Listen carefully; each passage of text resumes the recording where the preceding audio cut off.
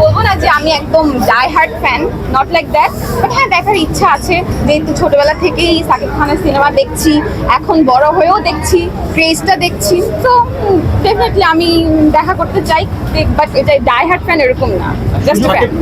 সুযোগ চলে আসতে মানে কর্মী হিসেবে কাজ করে সুযোগ চলে আসতে ডেফিনেটলি করবো, because I am also media person, so my expectation always higher. So সুযোগ আসলে অবশ্যই কাজে লাগাবো। হয়ে যাবেন না মানে ওনাকে সামনাসামনি দেখে? অ্যাজ অ্যান আর্টিস্ট হিসেবে আমাদের অলওয়েজ স্ট্রং থাকা উচিত। পারবেন কি সেটা ধরে রাখতে? I think yes, I will try. But এটা বলতে গিয়েও মানে কেমন যেন একটু হ্যাঁ, বিকজ উনি অনেক বড় একজন আর্টিস্ট, আমাদের ইন্ডাস্ট্রিকে অনেক বিল্ড আপ করেছে। তো আমি এখনো অনেক ছোট, তো হয়তো একটু নার্ভাস থাকবো, এই আর কি। আপনি কি মুভি এখন দেখা হয় নাই? হ্যাঁ, আমি দেখেছি, দেখে মাত্র বের হলাম। সাকিব খানের অভিনয় আপনার কাছে কেমন লাগছে? অনেক ভালো লেগেছে, অনেক ভালো লেগেছে, বলবো যে অনেক ইমপ্রুভ হয়েছে। আমাদের এই জেনারেশনের সাথে কোপ আপ করতে পেরেছে ওনার অ্যাক্টিং। That's it. শাকিব খানের নায়িকা যদি অফার করে আপনি কি হবে? সাকিব খান আমাদের ইন্ডাস্ট্রির এখন only superstar, so who can resist his offer? আমিও ডেফিনেটলি গ্র্যাব করব। সেক্ষেত্রে আমরা জানি যে কিছুটা অন্য কোনো সমস্যা হয়, সেটা আপনার সোশ্যাল মিডিয়া দেখেছেন শাকিব খানের যদি।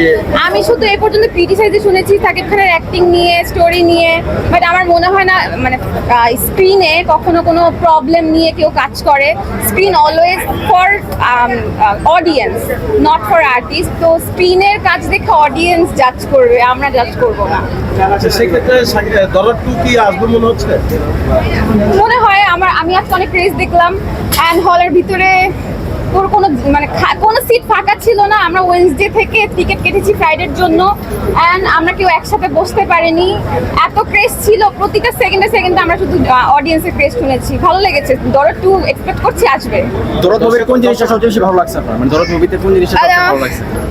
একটাই মেসেজ ছিল এখানে, খুব strong message, nothing is comparable with love, love can be war, and হোক লাভ সেটা ইমাজিনেশনে হোক সেটা রিয়েল, অ্যান্ড ভালোবাসার জন্য মানুষ পাগলও হতে পারে, এটাই হচ্ছে সাকিব খান দেখিয়েছে।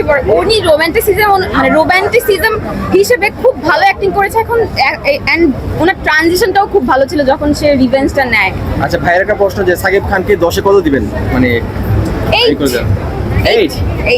10 কেন নয়? ডোন্ট নো, আমার মনে হয় 8 পারফেক্ট। Thank you.